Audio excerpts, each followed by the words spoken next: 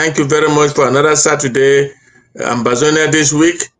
The Ambazonian this week, we are celebrating the 7 years of the peaceful march of our people on the ground to recover their sovereignty and their independence.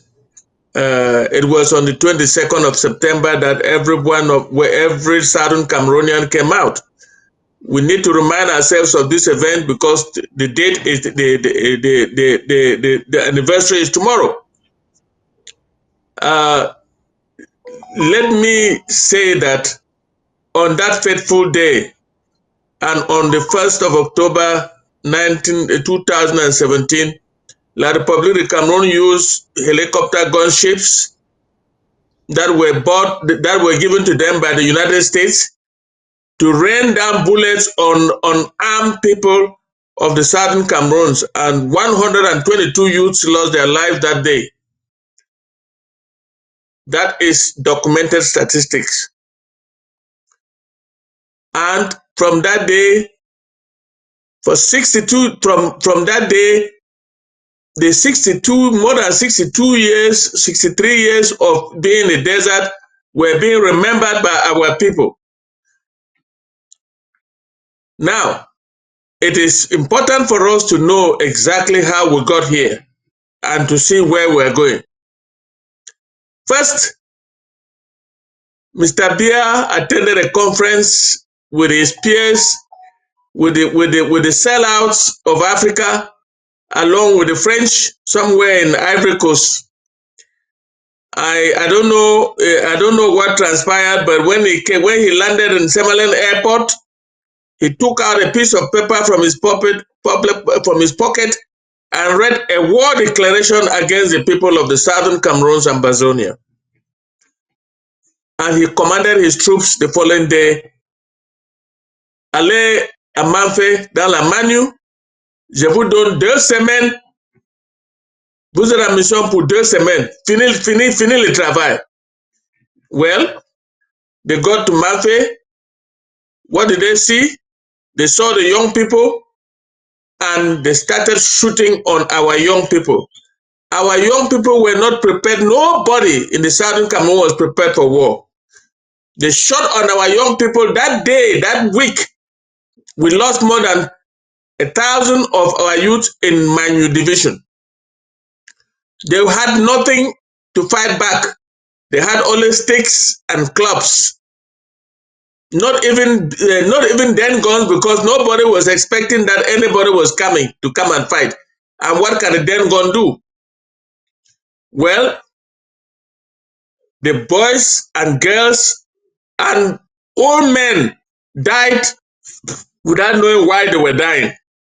I remember the image of an old man in Manfé pushing his bicycle and was shot point blank by a Bulu Beti soldier. The man did not know what was happening. He was coming in back from the farm. And thereafter, every corner of the Southern Cameroons got the message. And we mobilized without arms, with nothing except then guns and rubber gun. That image is still very, very clear in my mind. With rubber guns and what we had at our disposal, to no avail. We lost a lot of our people. We can count about 60,000 to 65,000 that we have lost so far. Well, I don't want to be a devil. I'm not a devil's advocate to know, but I want to predict that La République de Cameroon, those soldiers that went on that mission, I don't think one is living. They too have lost people. They have lost soldiers in their thousands. What was the reason for this fight? What was the reason for declaring war on a part of a country that you call part of your people? Apparently, Mr. Biya had known, because he knows everything that, if there's one person who knows the history of Cameroon, it should be Mr. Biya. He had known that he was fighting a foreign country. So we mobilized and we fought back. It took some time before we had the first AK-47 from the black market. And from there on, the guerrilla war was launched. And listen, I will ever live to remember our people in Manu for the sacrifice, for the fighting back that they did to give us the courage to stand up. Until today, Manu is the epicenter of the struggle of the Southern Cameroons and Ambazonia. And from there on, the fight went all over the Southern Cameroons. We are won, we are winning, we have won so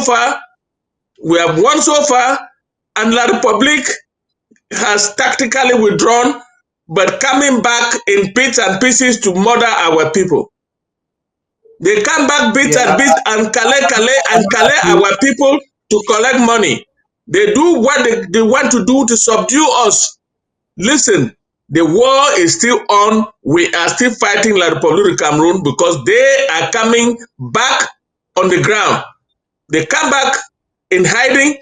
They come back, they try to imitate guerrilla warfare, but it's not working for them. We will use our method, whatever method we have developed, to make sure that they leave our territory. We will continue to fight. One other thing, Paddy, our people in the diaspora were not left out in this fight. We have been financing this fight single-handedly from the year 2019-2020 by a very smart president that we had. He introduced the war draft. The war draft has done what it was supposed to do.